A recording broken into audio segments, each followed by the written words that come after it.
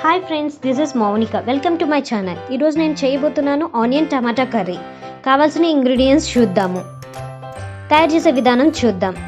ఒక కడాయిలో 2 table spoon oil తీసుకుందాం. ఇది బాగా వేడెక్కిన తర్వాత ఆయిల్ 1/2 టీ స్పూన్ ఆవాలు, 1/2 టీ స్పూన్ జీలకర్ర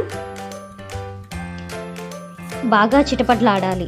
ఎప్పుడైనా మీకు ఇంట్లో ఏదైనా కూరగాయలు లేనప్పుడు ఒక్కసారి ఈ కర్రీ ట్రై చేసి చూడండి, ఎంత కమ్మగా ఉంటుందో.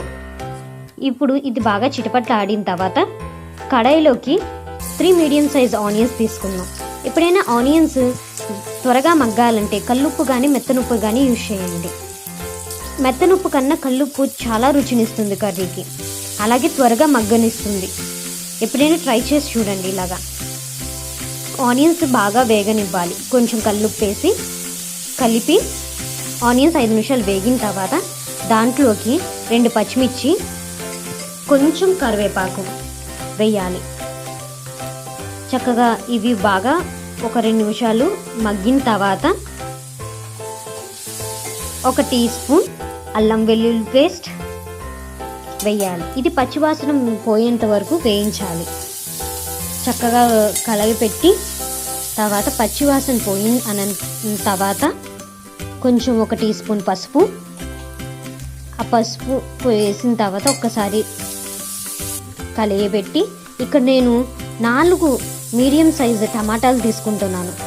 ఈ టమాటాలు బాగా మగ్గాలి, పచ్చివాసన అసలు ఉండకూడదు.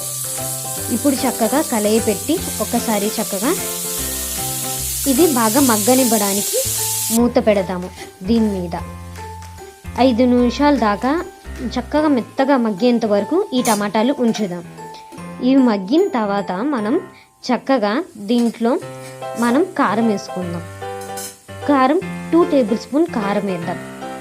మీకు నచ్చినట్టుగా మీ రుచికి తగినట్టుగా కారం వేసుకోండి. ఇక్కడ నేను 2 టేబుల్ స్పూన్ కారం వేస్తున్నాను. కారం వేసిన తర్వాత చక్కగా కలయపెట్టి ఇది కొంచెం ఒక్క క్షణం మగ్గిన తర్వాత మనం దీంట్లో 2 గ్లాసుల నీళ్ళు పోసుకుంటాము.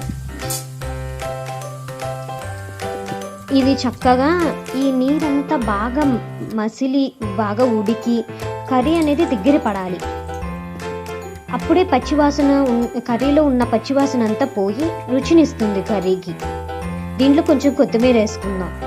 నీళ్ళల్లో కొత్తిమీర మరిగినప్పుడు ఆ కొత్తిమీర రుచి అనేది కర్రీలోకి దిగుతుంది.